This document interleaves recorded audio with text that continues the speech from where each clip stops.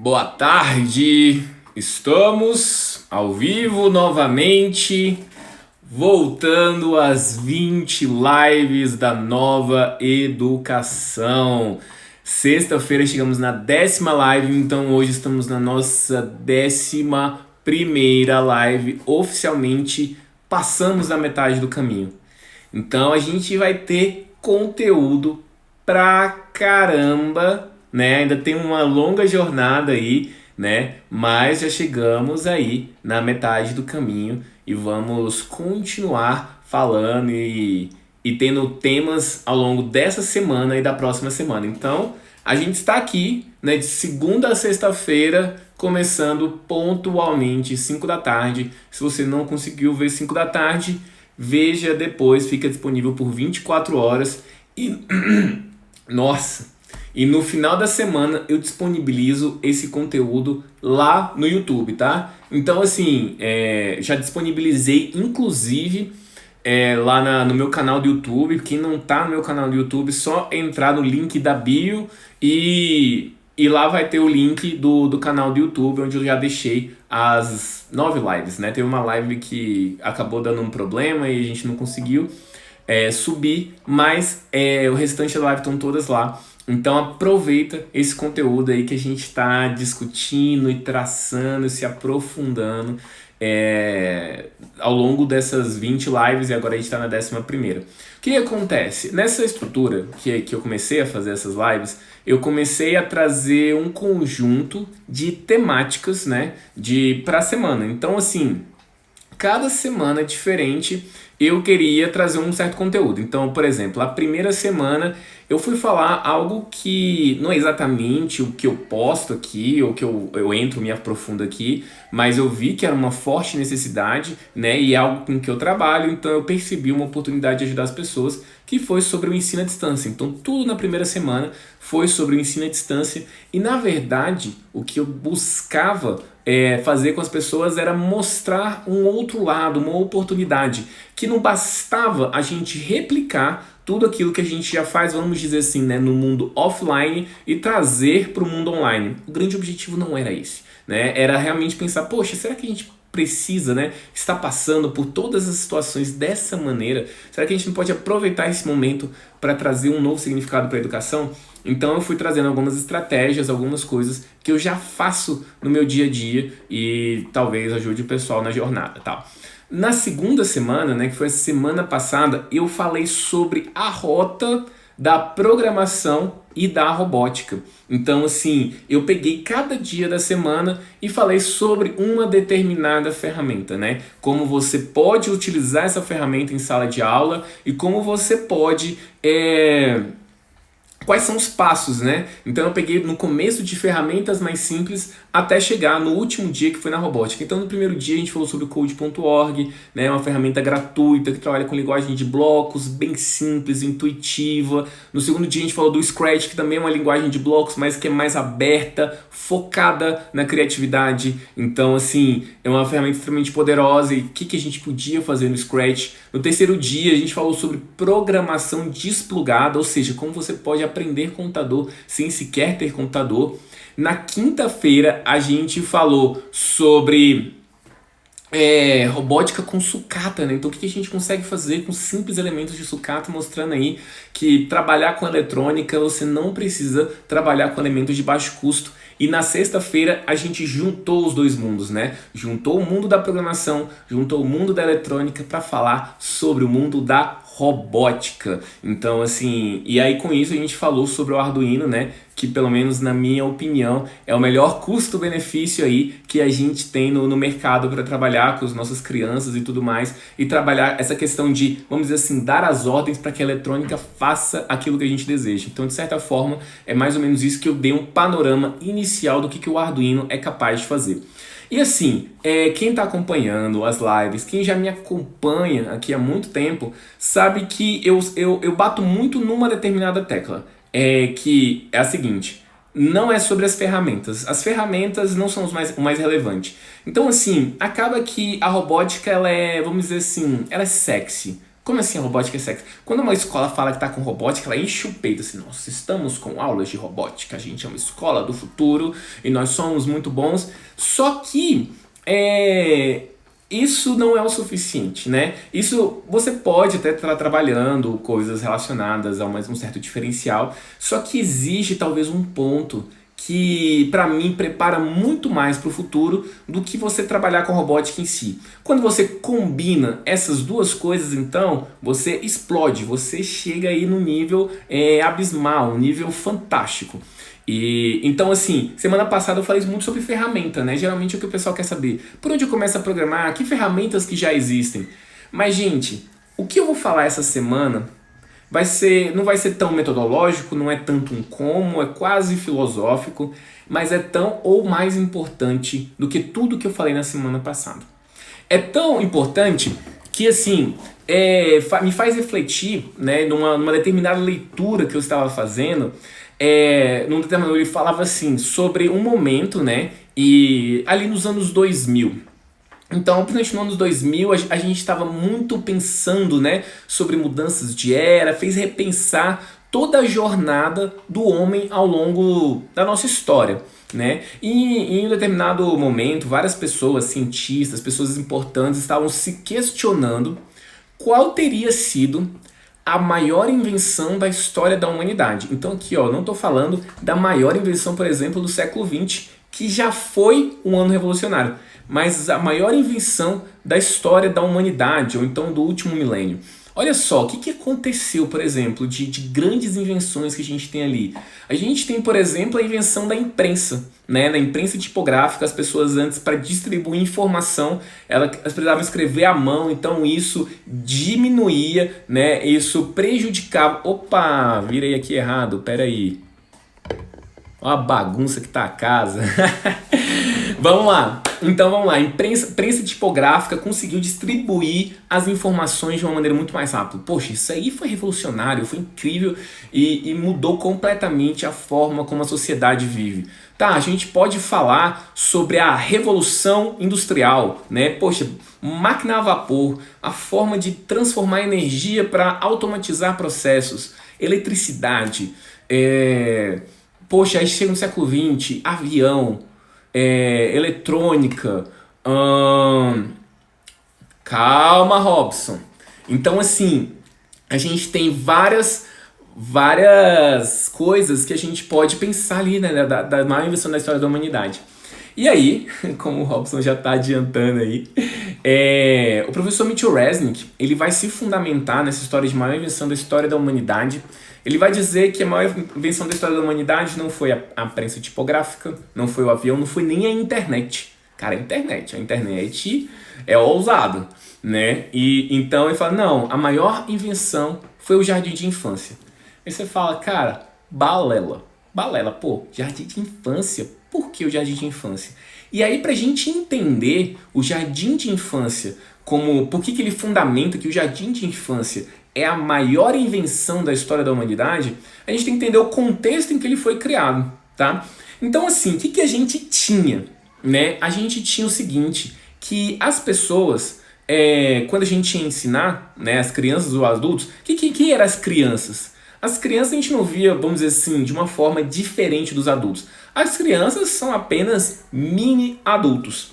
As crianças são desse jeito. Então, assim, como é que as pessoas ensinavam lá por meio de informação, não sei o que, fazer a mesma coisa? O que eles pensavam? Vamos replicar esse modelo para as crianças. Pronto, acabou. E aí vai chegar um cara lá na Alemanha chamado Friedrich Frobel. E ele vai começar a propor uma coisa diferente. Ele fala, poxa, nós vamos trazer uma experiência diferente para as crianças. Não vamos ensinar por meio de informações. E ele começa a criar vários presentes, por assim dizer. Então, ele tem umas pecinhas de madeira, ele tem algumas estruturas e que as crianças elas aprendem a partir da construção de coisas, né? Então, ele fortalece, né, potencializa muito o aspecto lúdico, o aspecto da brincadeira e o aspecto do mão na massa, do criar, né? E então ele ressignifica completamente a forma como uma criança aprende. Inclusive, né, a palavra kindergarten, né, que é essa palavra que a gente, por exemplo, escuta nos Estados Unidos, kindergarten, o jardim de infância, ela não é vamos dizer assim, em inglês, é uma palavra alemã, né? Kinder está relacionado à infância, né? Criança, e Garten está relacionado a jardim de infância, né? Então o pessoal foi inclusive muito feliz em ter traduzido aí jardim de infância lá no kindergarten e tudo mais. Então ele trouxe a revolução, inclusive na semana passada, na semana retrasada, eu tive a oportunidade de fazer uma live com o pessoal da Igreja Presbiteriana, lá de Tocantins e tudo mais, e foi engraçado que a gente batendo esse papo de criatividade, a forma como as crianças aprendem. A Adna, né, que estava conversando comigo, ela até comentou que Martinho Lutero, né, Martinho Lutero ali que vai estar à frente, né, do movimento protestante, ele também já tinha um pouco desse fomento aí de pensar as crianças pensando de forma diferente, né? De ensinar as crianças de forma diferente. Então, quando eles faziam lá a escola bíblica, eles já percebiam que as crianças tinham que ter aspectos mais lúdicos e tudo mais. Então, assim, é um aspecto que eu não me aprofundei, que eu não estudei, mas se a gente parar para pensar, por exemplo, Martinho Lutero e Frederic Froebel são da Alemanha, né? Então, talvez aí esses germes estavam crescendo na forma de ensinar a criança. Então, ensinar de um aspecto lúdico, um aspecto mão na massa. Mas é muito comum a gente pensar assim, tá, mas por que o jardim de infância, em que a criança só fica brincando e mexendo com um bloquinho de madeira, pode ser considerada a maior invenção da história da humanidade? O que tem de tão incrível? Tem de tão incrível o seguinte, que a nossa educação, muita gente, né, acha que quem está aqui já está pensando, a educação tem que mudar, a educação tem que ser diferente, a educação tem que ser mais prática e tudo mais. Só que a gente pensa, né, cara, quais são as ideias que a gente tem que ter disruptivas para mudar a educação? E existem várias ideias, inclusive ideias maravilhosas. E o que o pessoal lá do MIT, lá nos Estados Unidos, que começou a estudar sobre isso, fala, cara, o que tem que ter de diferente?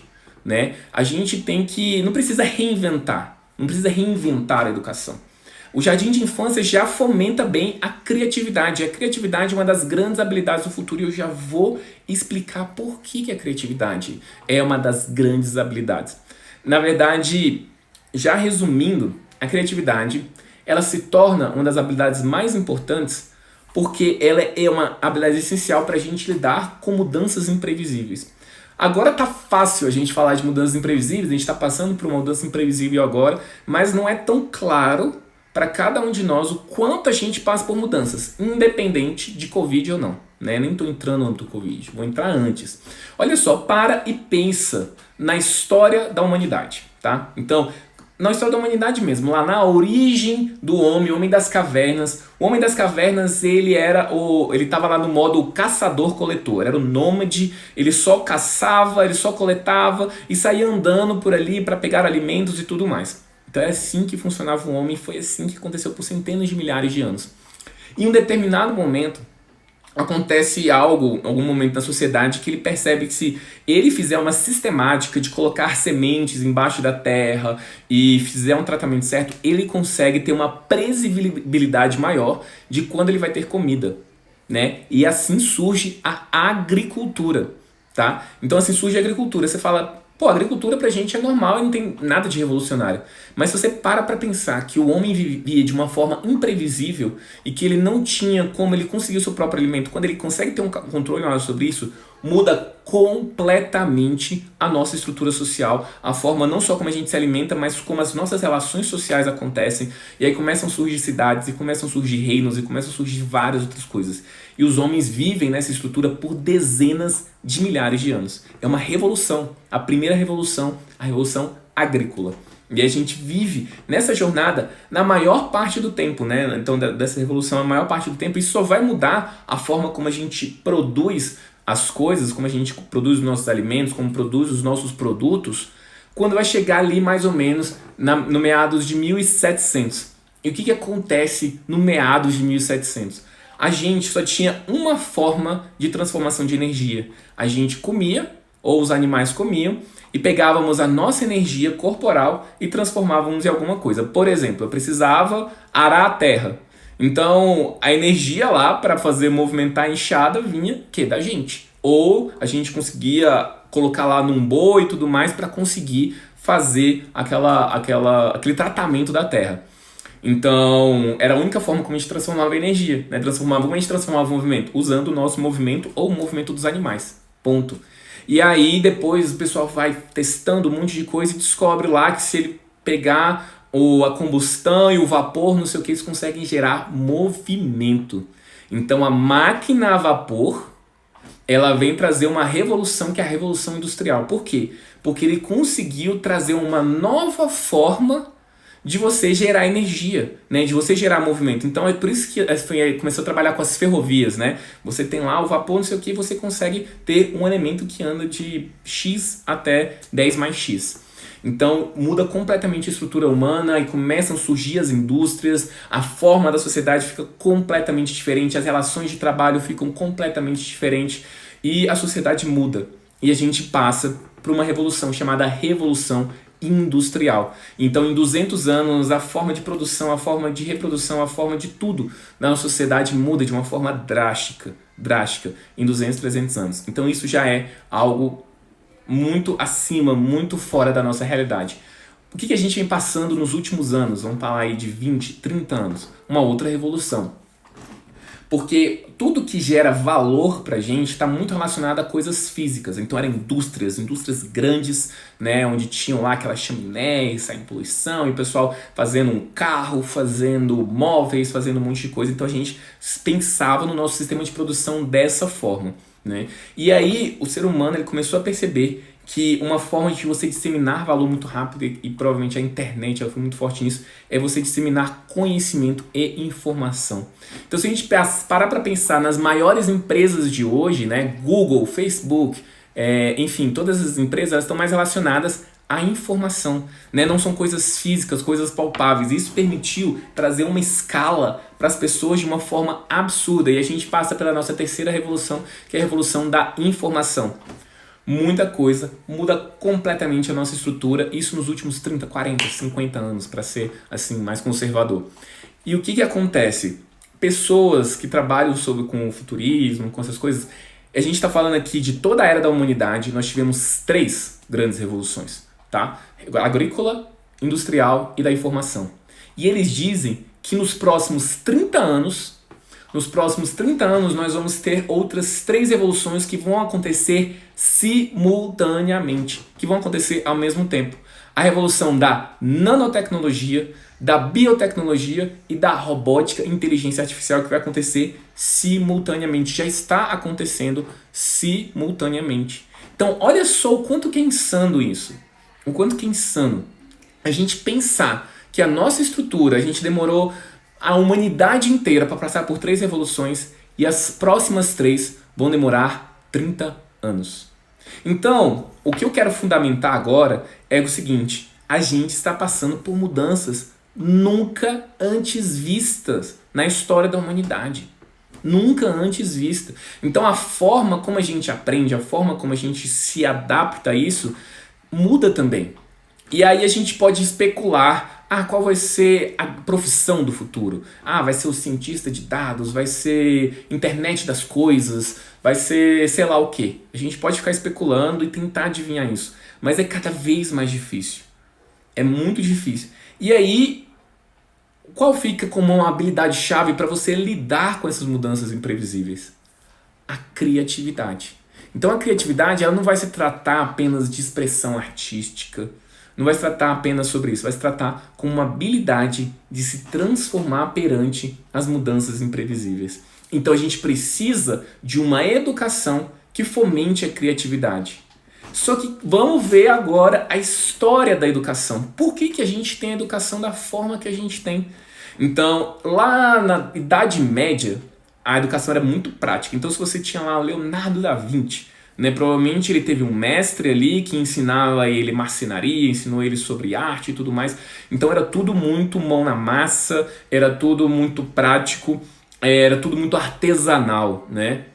E aí quando a gente vai exatamente na Revolução Industrial, e aí existem várias histórias, várias vertentes, né, nessa linha. Geralmente o pessoal fala muito da questão da Prússia, do sistema prussiano, né? Uma forma que o sistema prussiano, que hoje estaria mais ou menos relacionado à região da Alemanha também, e aí um pouco diferente da Alemanha que a gente falou de Frederic Froebel, mas que eles queriam trazer um controle maior das pessoas, seja para a indústria, seja para o exército, e aí começa a treinar as crianças desde cedo, né? Então, um sistema controlado, com horários bem determinados, então carteiras enfileiradas, uma disciplina, uma hierarquia muito bem estruturada, e aí a gente tem aí o sistema de sala de aulas clássico, né? Carteiras enfileiradas, um professor passando um monte de informações, né? Uma outra vertente que eu já escutei que achei bem interessante também é com relação ao sistema inglês. Então, naquela época, ali pegando o século XVIII, século XIX, a gente tem a revolução, o maior império do mundo, que é o Império Inglês, né? Que tá ali, maior parte do mundo, tentando... Agora imagina, né? Estou ali, né? A rainha, né? Querendo controlar quase o mundo inteiro, controlar a Austrália, mas controlar também, sei lá, alguma colônia na África. Como é que ela faz uma sistemática, né? Tem que ter uma sistemática muito bem estruturada para você conseguir lidar com isso.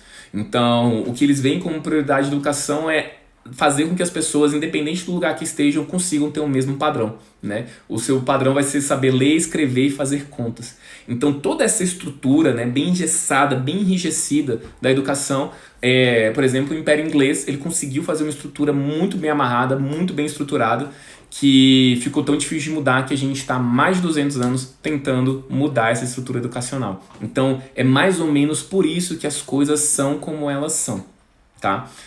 Assim, são teorias, são divagações, são várias linhas e que algumas fazem mais sentido ou não. Só que o que acontece? A gente percebe que isso, muitas pessoas já questionam isso, não é de agora. A educação tem que ser diferente. As pessoas já questionam desde o começo do século. Né? Já tem várias teorias educacionais, não só no Brasil. Né? Você pega Freinet, pega Maria Montessori, pega o próprio Paulo Freire. Então você vai ter várias pessoas falando assim, gente, a educação tem que ser diferente, tem que ser tratada de uma forma diferente, tem que tratar mais da individualidade do aluno e tudo mais, mas nunca mudava, né? E hoje a gente chega num ponto em que está praticamente inevitável, né, a gente não pensar nessa mudança, né? A gente não pensar nessa linha sistematizada. Porque o formato da educação foi para fazer padrões, para trabalhar em padrões. E a gente pode falar, nossa, olha só, quanta opressão, as pessoas querem fazer padrões. Quem é professor sabe o quanto é difícil lidar com a falta de padrão, né? O quanto é difícil lidar com cada um fazendo coisa de um jeito. Então eu falo assim, cara, eu quero controle. Eu quero controle. Eu quero que as coisas... Eu entender como as coisas estão acontecendo, né? Então é mais difícil, fica meio romântico ficar falando sobre isso. Só que isso é pouco eficaz, né? E a gente está vendo hoje que isso é pouco eficaz, né? Então quando a gente está falando de padrões, de moldes, e a gente fala que isso é para preparar as crianças para o futuro, isso começa a perder sentido. O que eu falei? Temos 3 revoluções aí: biotecnologia, nanotecnologia, inteligência artificial e robótica. Se a gente pegar só o computador, né, o que o computador faz? Tá? O computador, ele segue padrões, né? Ele consegue criar padrões de uma forma maravilhosa, ele consegue lidar com o previsível de uma forma muito melhor que o homem. O computador é muito melhor para lidar com padrões do que o homem. E olha só que doideira. A gente vai tentar estruturar, fazer a nossa educação das crianças colocando ela em padrões.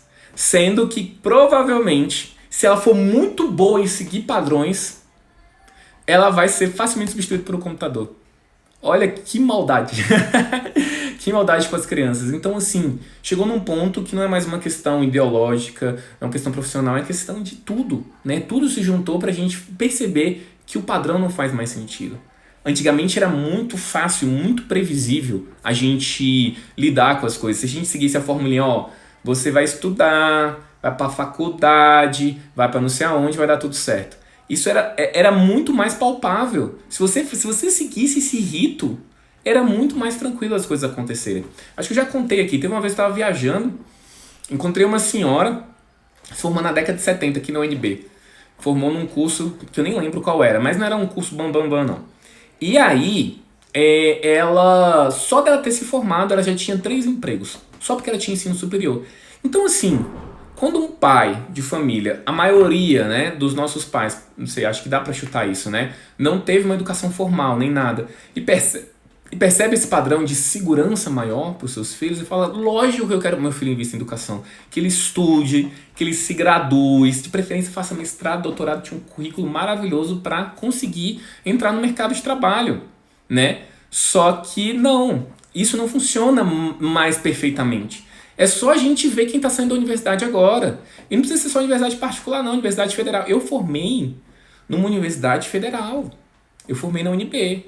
Formei em engenharia mecatrônica. Não poxa, na época era a maior nota de corte. Né? É um curso completamente complexo, que exigia muito da gente. Eu não fui um aluno meia boca. Eu fiquei 3 anos desempregado. 3 anos desempregado. E aí eu colocando currículo, aí não dava certo e tudo mais. Aí, Luan, mas você foi exceção. Tudo bem, posso ter sido exceção. Mas é cada vez mais comum. É tão comum que você para pra pensar quem se formou e quem trabalha na área que se formou. Então, assim, a gente fica correndo, né, atrás do diploma, sendo que talvez... Não é que diploma é ruim, gente. Não tô falando que faculdade é ruim. Mas a gente tem que pensar no propósito que talvez não seja o único e a resposta macro e que caramba é isso. Talvez não seja. Né? E por isso que eu vou falar que a criatividade vai ser com uma habilidade-chave, né? Exatamente fundamentando, né, com essa coisa do jardim de infância. E esse negócio do jardim de infância foi tão sério, principalmente para esse pessoal do MIT, que eles criaram um grupo, já falei, quem está acompanhando aqui já ouviu várias vezes eu falar sobre isso, né? Que é o Lifelong Kindergarten. Ou seja, um jardim de infância para a vida inteira. Né? O pessoal vai fundamentar assim, para falar, gente, esse negócio de jardim de infância faz muito sentido para fomentar a criatividade, mais que qualquer outro setor da educação. Inclusive, a gente devia tornar as salas de aula, toda a jornada acadêmica, como um jardim de infância. Né? E não o contrário, às vezes as pessoas querem trazer a escola tradicional para o jardim de infância. E aí, por quê? Como fomento da criatividade. E por que isso não acontece? Por que isso é tão difícil de acontecer? Primeiro, é esse motivo que eu falei agora. A criatividade, ela não é vista como um pilar da educação. Você fala, não, Luan, lá na minha escola eles falam que a criatividade é muito importante, que a gente fomenta a criatividade é prioridade. Você quer descobrir se criatividade é prioridade na sua escola? É o seguinte, vamos supor, se você tá ali com a grade horária toda cheia, e aí a escola fala assim, ó, ou eu vou passar esse conteúdo que é importante para o Enem, ou eu vou fazer essa atividade que é importante para a criatividade. Qual você acha que a escola vai tirar? Qual que você acha? Então não é prioridade. Não é prioridade. Porque se for prioridade, fala assim, não, prioridade a gente vai, acima de qualquer coisa, fomentar a criatividade, porque a gente sabe que é uma habilidade importante para as crianças realizarem os desafios do futuro. Então, é nessa premissa que a gente pode pensar que 95%, 99% das escolas não estão priorizando criatividade. Né? É que a grande métrica de sucesso é um Enem. Ah, é ruim passar no Enem? Não, mas será que é a melhor forma de sucesso? Eu acabei de falar tudo sobre isso agora. Gente, isso é tão sério que essa coisa da criatividade, que quando, no próprio livro do Lifelong Kindergarten, ele fala assim, lá pro quarto, nos capítulos mais finais, ele vai falar sobre Singapura. Singapura tem, nos padrões, né, mundiais, uma educação padrão maravilhosa, né? E assim, realmente ele está nos tops do PISA, né? Para quem não sabe, o PISA é a grande avaliação internacional. Singapura, nos últimos, vamos dizer assim, 20 anos, tá ali no top 3, né? No máximo no top 5. Maravilhoso, né? Então você pensa assim, poxa, o pessoal deve estar muito satisfeito porque você está no top 5. Poxa, quantas vezes, né? Toda vez que tem prova do PISA, aí vem um monte de artigo aqui no jornal no Brasil falando, nossa, a educação no Brasil é horrível e não sei o quê. E realmente, tem muita coisa para melhorar e tem muita coisa errada mesmo. Não estou justificando. Mas é engraçado, porque em Singapura a gente tem alunos que são muito bons em fazer lá os exercícios, as provas, padrões e tal. E o que está acontecendo em Singapura é que a questão da economia, principalmente da economia criativa, tem crescido muito.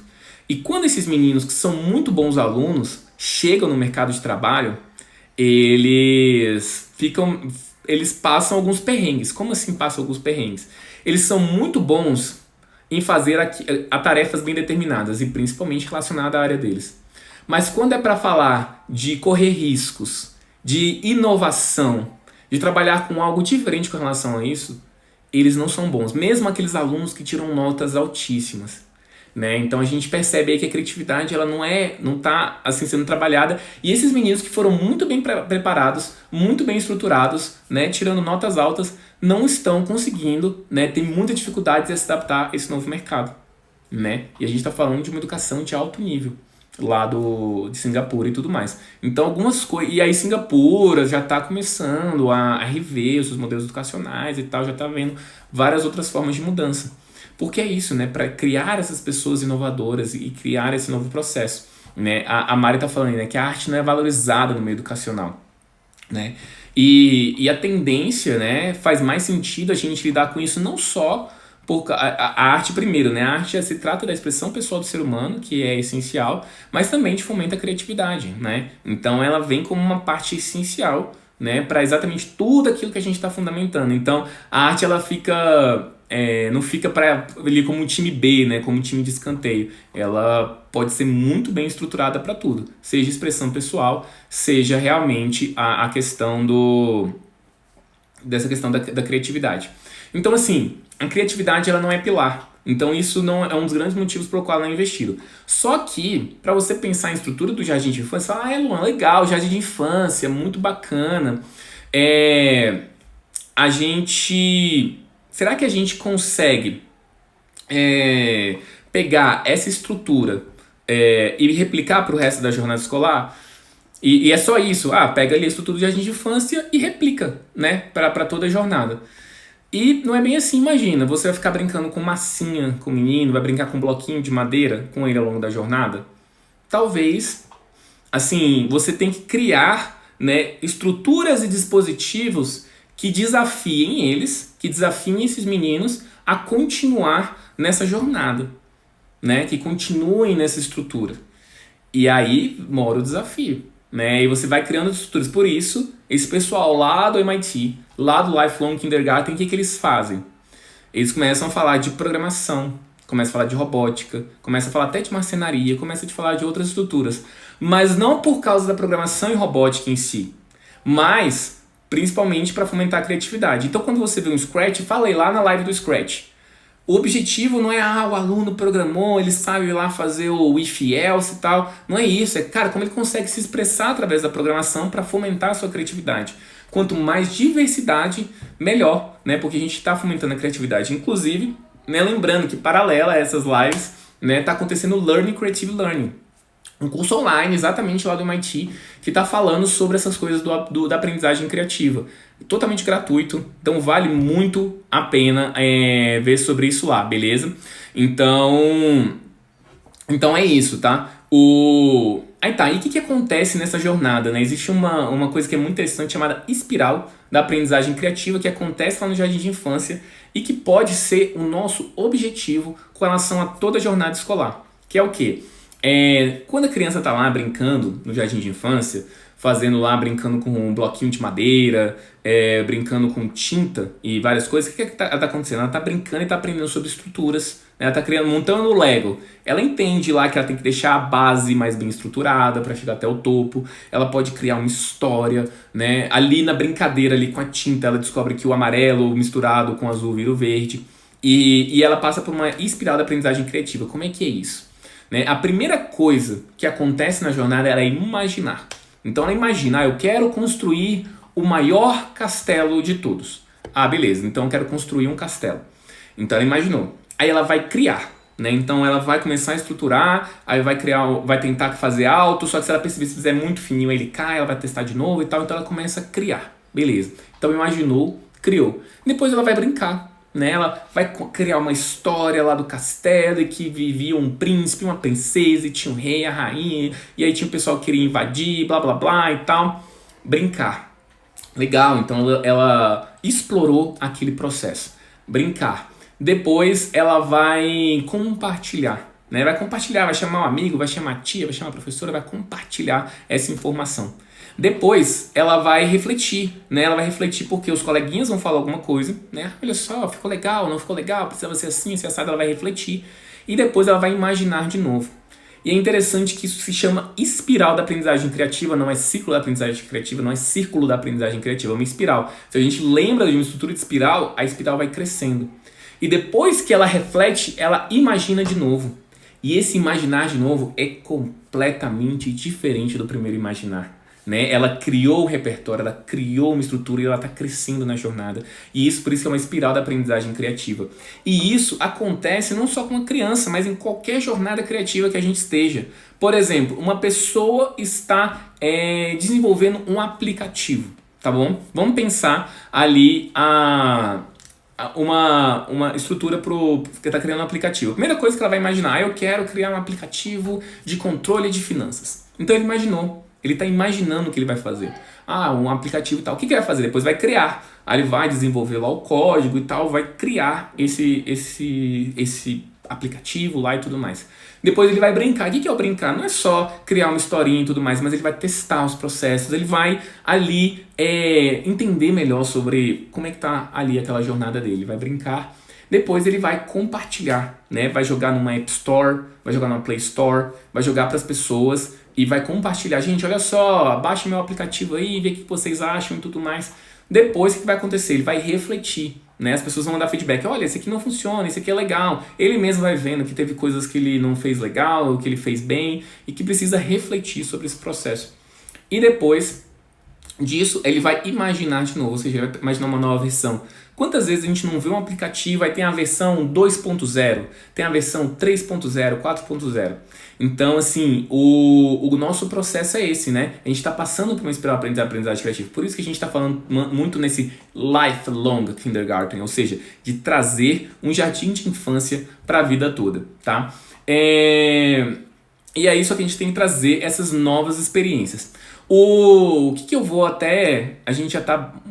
ainda tem um montão de coisa para falar, mas eu vou fechar aqui com uma coisa que vai ser nossa base para as próximas lives, tá? Então esse pessoal do Lifelong Kindergarten, eles fundamentaram, né, lá o professor Mitchell Resnick e tal, fundamentaram essa questão em esses pilares da criatividade, né? Como que você trabalha a criatividade?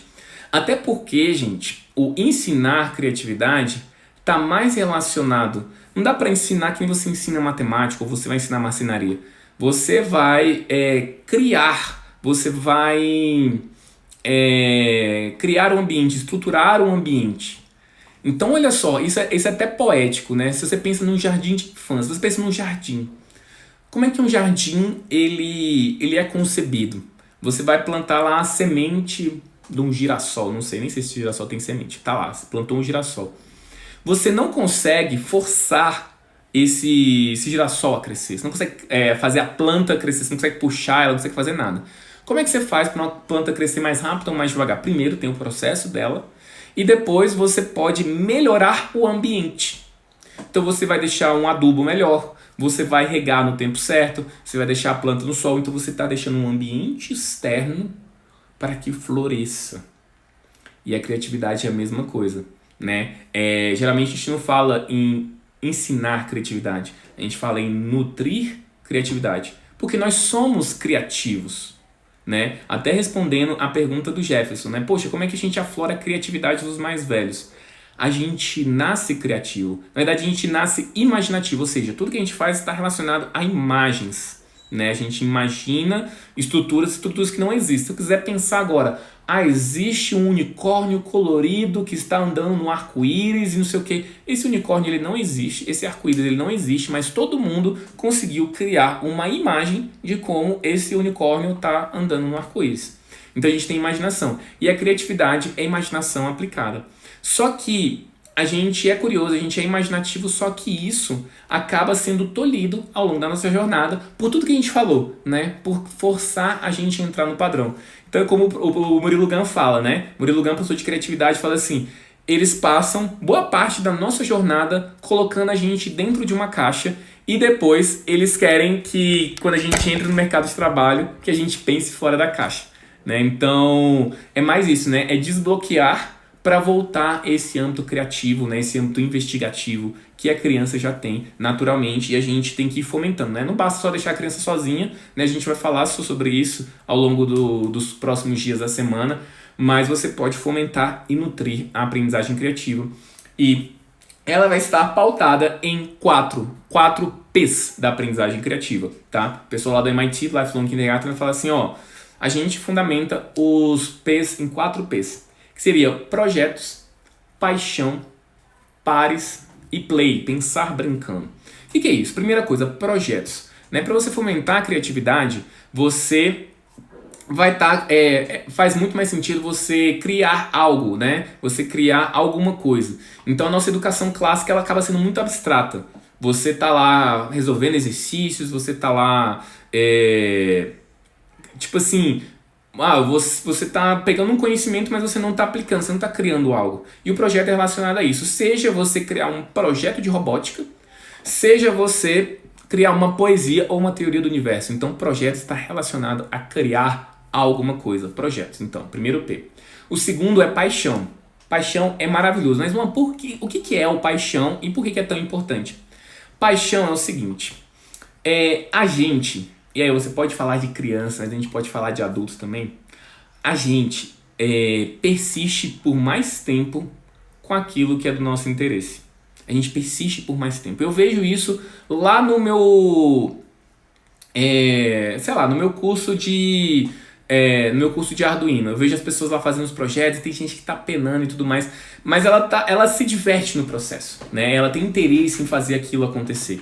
Então, se você coloca, né, para criança, e eu acho que essa é uma sacada assim que se as pessoas levassem essa sacada para a sala de aula e fomentassem, tentassem fazer o máximo isso, né, com os seus alunos, cara, o ganho ele é absurdo.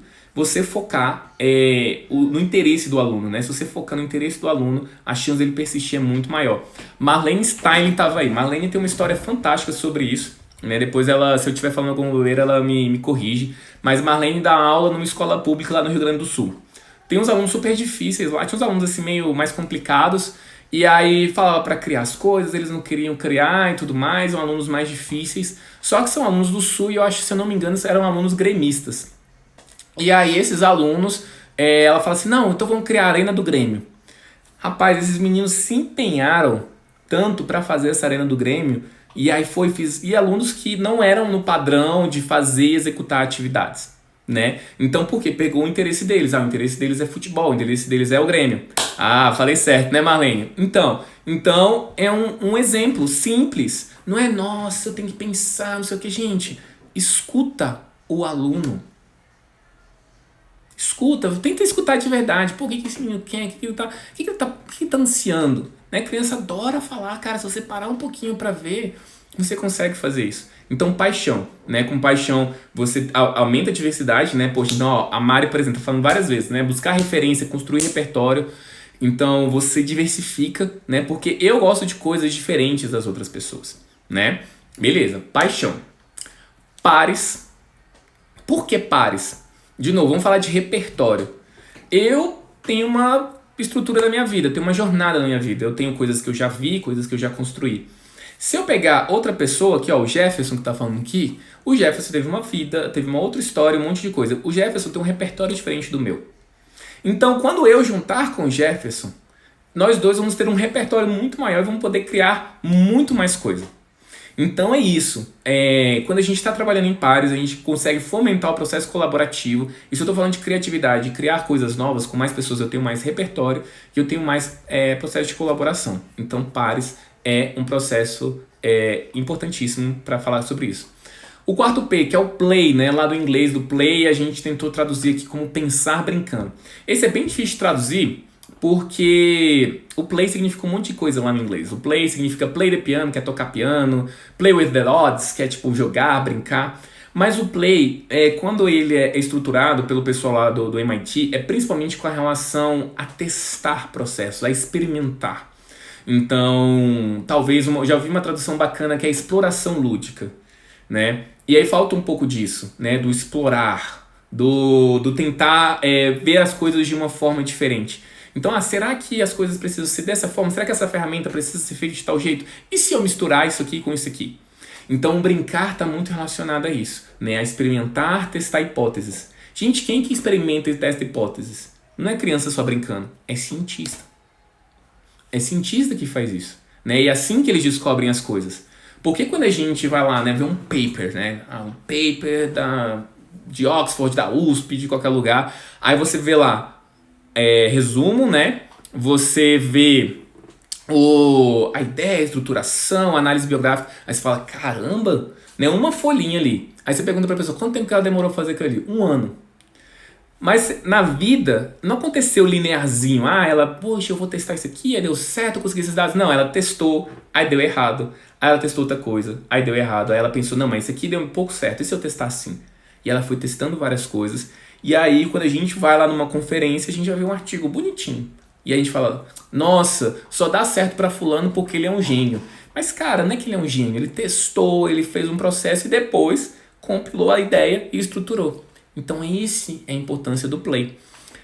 E na verdade, só pra gente até finalizar e, vamos dizer assim, né, trazer um over-delivery, né, ou seja, entregar mais do que o prometido, cada vez mais se fala em outros 2 P's, né, ou seja, um 5º P e um 6º P, que é o P de propósito e o P de poderosas ideias. Então, propósito. Então, mais do que eu vou fazer algo que eu gosto, algo que é do meu interesse, com as pessoas, exploração lúdica. Por que você vai fazer isso? Né? Por que você pretende criar aquilo? Qual o impacto que você quer gerar? Né? E o Poderosas Ideias, que é muito interessante também, que ele fala o seguinte, como a gente pode criar algo, e não só criar algo por causa do currículo. Porque a gente tem que aprender sobre trigonometria. Então a gente vai criar alguma coisa aqui, porque trigonometria, o MEC falou que a gente tem que ensinar trigonometria e tal, e vai cair na prova. Não, mas vamos criar uma coisa aqui, que pode até gerar impacto, e não é só o currículo pelo currículo, mas é pelo criar, pelo aprender. E aí vai surgindo as poderosas ideias. Né? Se você vai numa feira de ciências, tipo uma Febrace, essas feiras grandes de ciência, você vai vendo crianças criando projetos, jovens criando projetos que você consegue fazer coisas incríveis, que as pessoas resolvem problemas reais da comunidade, que aquilo traz uma revolução, né? E aí, então assim, vai muito além de só o currículo, né? Eu sempre gosto de instigar as pessoas a pensar o seguinte por aqui, que talvez a nossa maior missão como professor, né, não é passar conteúdo, né? Isso é coisa da educação clássica. A gente mudou e hoje a gente tem acesso na palma da nossa mão informações incríveis.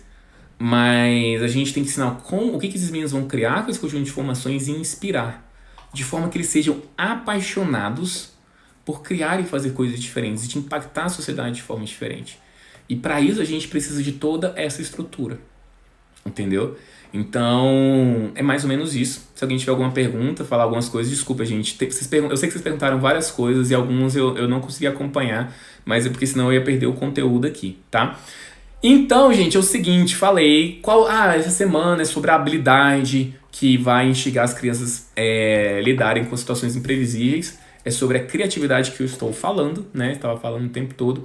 E ao longo dessa semana, a temática dessa semana é a aprendizagem criativa. Hoje eu dei a introdução da aprendizagem criativa e em cada dia eu vou falar sobre um P. Vou falar um dia sobre projetos, outro dia sobre paixão, outro dia sobre pares e outro dia sobre play, beleza? Esse vai ser um tema de cada uma das lives. O que significa esse projeto? Como é que você implementa em sala de aula? O que faz sentido? O que não faz? Como é que você fomenta a aprendizagem criativa nesse processo, beleza? Como incentivar os mais velhos a serem criativos, Ana? Deixa eu ver se eu entendi.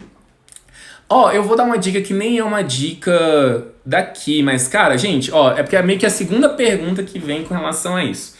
Tem um curso de um cara chamado Murilo Gun lá, se digita G-U-N, Murilo Gun, e esse cara tem um curso de criatividade chamado Reaprendizagem Criativa. Esse curso era muito caro, esse curso chegou a custar R$3.000. Eu cheguei a pagar para ele no começo do ano, né, que foi quando eu entrei na turma, R$1.500. Esse curso, gente, até dia 30 de abril, está de graça. De graça, por causa da pandemia, não sei o que, o Murilo Gun fez isso de graça, se chama Turma Gravidade Zero. Quem entrar lá no Instagram dele, quem entrar no Instagram do Murilo Gun vai ver lá como é que consegue entrar de graça nessa turma. Ele vai falar de uma maneira muito melhor do que eu falei aqui sobre esses bloqueios de criatividade que a gente tem, sobre várias coisas. Então, gente, Cara, talvez tenha sido até o conteúdo mais importante que eu tenha dado pra vocês. Vai lá, o cara é um monstro. Eu paguei sorrindo esse valor, então é um valor que vale de graça, com certeza, só que vai estar de graça só até o final do mês. É isso aí, ó. Krika falou, reaprendizagem.com.br. Tem que colocar uns códigos lá, acho que Complexo dá certo, ACDC BSB dá certo. Tem alguns lá. Quem não souber, vai no perfil do Instagram dele, que ele fala assim, gente, o cupom é tal. E você acessa esse curso de graça. Então, para os adultos que querem, né, fomentar a criatividade, o Murilo Gun é uma grande inspiração para mim. Muitas das coisas que eu uso no meu curso, né, meu curso, todo mundo sabe, quem está na minha turma, no meu curso, metade é aprendizagem criativa. Se eu pudesse dizer, em resumo, o que é a parte da aprendizagem criativa é MIT, né, que é o que eu fico falando para vocês, Lifelong Kindergarten, e a outra parte é Murilo Gun. Maravilhoso. Então vai lá e aproveita isso aí, beleza? Gente, acho que respondi tudo, né? Se não respondi, vou ficar devendo. Quem quiser, pergunta, coloca, manda nos... Duas coisas importantes, né, pra gente não perder nossa tradição. A gente...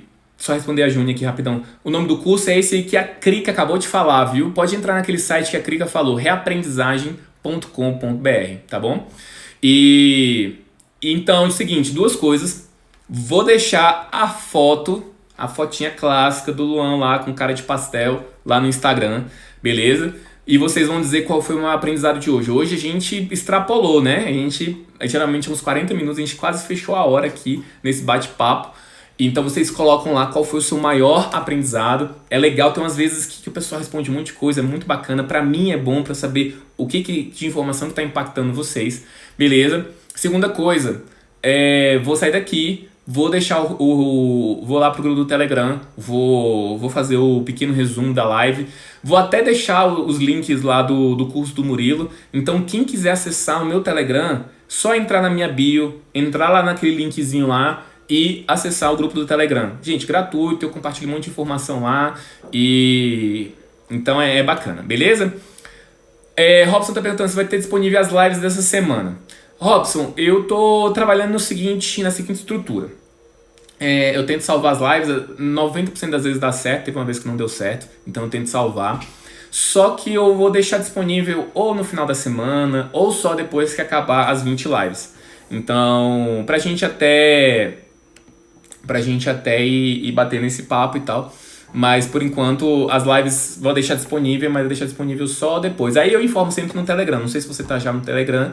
Mas esse final de semana mesmo, já mandei o link direto lá no Telegram, o pessoal já acessou a playlist e tudo mais. Pessoal, foi isso, foi muito legal, gostei muito de ter falado sobre isso. A gente vai falar sobre várias coisas também, mas acho que essa introdução foi bem rica. E é isso aí, eu também tenho que ir, Soraya. Grande abraço pra todo mundo e até amanhã, 5 da tarde. Chama os amigos. Tchau, tchau.